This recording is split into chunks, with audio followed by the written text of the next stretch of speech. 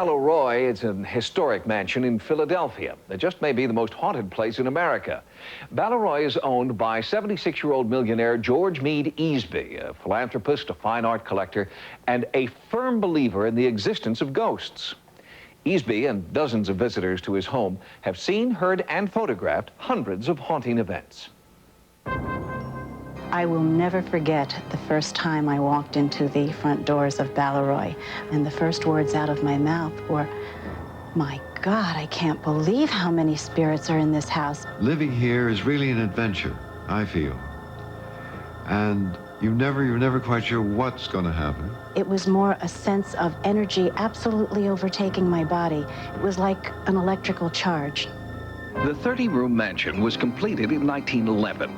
In an era when great houses were given great names. This one, outside Philadelphia, is named Baleroy. It's a treasure house of early American furniture, art, and silver, and a treasure house for paranormal activity as well. But the source of the haunting here, according to ghost researchers, is not the house itself, but the spiritual energy emanating from the objects within it. Objects that were part of some of the most dramatic moments in history. When you walk into a place like Baleroy, and you see this silver that was used for the meal while the gentlemen who were signing the Declaration of Independence were ready to sign, you certainly have to pull some wonderful energy from something like that.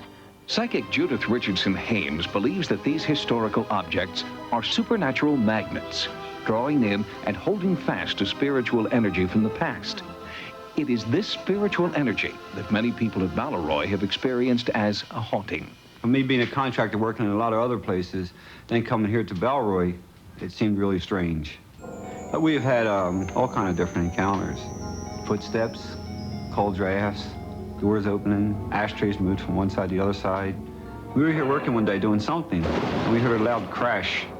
We found a painting had come off the wall and gone 10 or 15 feet across Second Hall, and the nail was tight in the wall, and the wire was tight on the painting.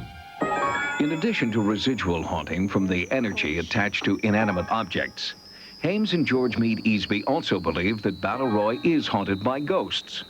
The sudden apparition of a woman has terrified many visitors.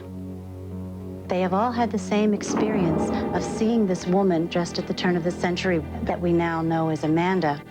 We started to go through the house level by level. And for some reason, my wife and I became separated from the rest of the group. We wound up on the third level. And as my wife and I were passing an open door on the third level, there was a dress form in the room.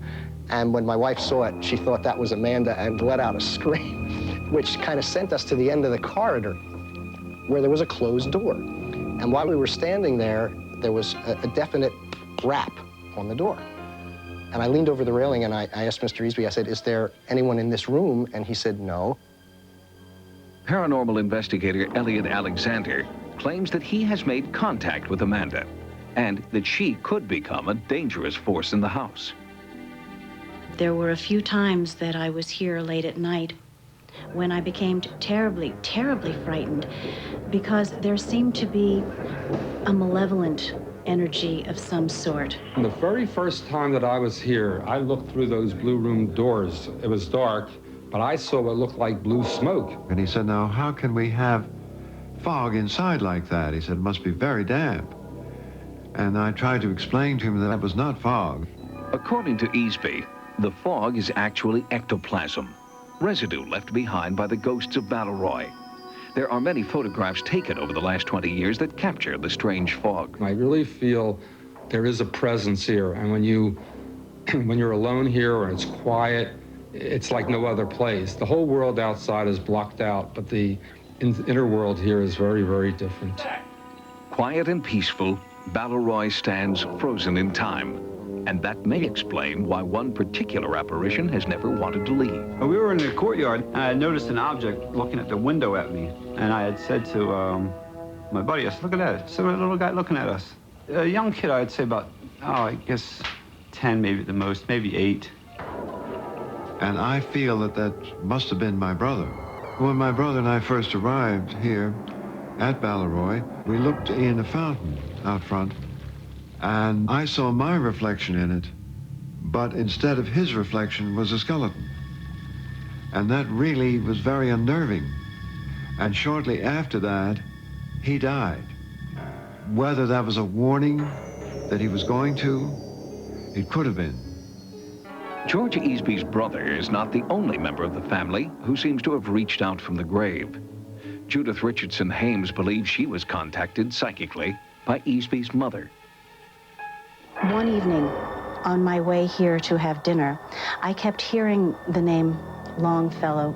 And she asked me if it meant anything, and I said, well, it does, because my mother's favorite poem was Children's Hour, which Longfellow wrote. So we looked in the bookcase and we found one book sticking out.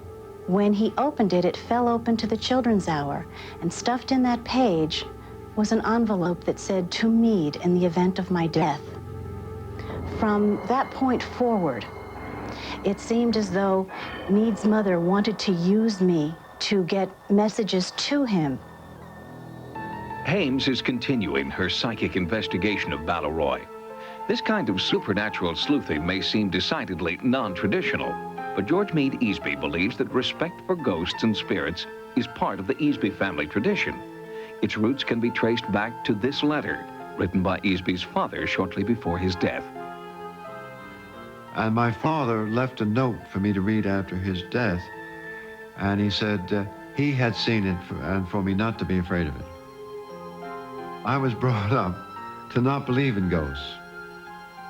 And when it happens in front of you and around you, and many of your friends see it, it has to be there. George Easby also told Sightings that his mother's ghost instructed him to break open a cabinet that had been locked since her death.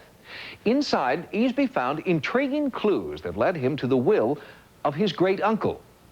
Easby discovered that he was the rightful heir to a valuable piece of property no one but his great-uncle and his mother ever knew about. Sightings.